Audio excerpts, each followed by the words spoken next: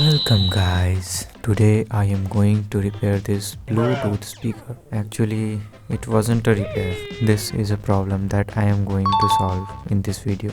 Later, you will get it why it was a problem.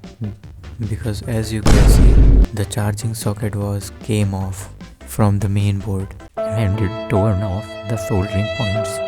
So I can't just solder a new micro USB socket. That's why this wasn't a repair. This is a problem that I have to solve. Because of this problem, approx 4 to 5 shops has been rejected this speaker to repair, because obviously this is not repairable. They said like you should throw this in the trash and buy a new one. Even it's just a little problem that I can solve by some DIY things. Just watch the video and see how I solved it.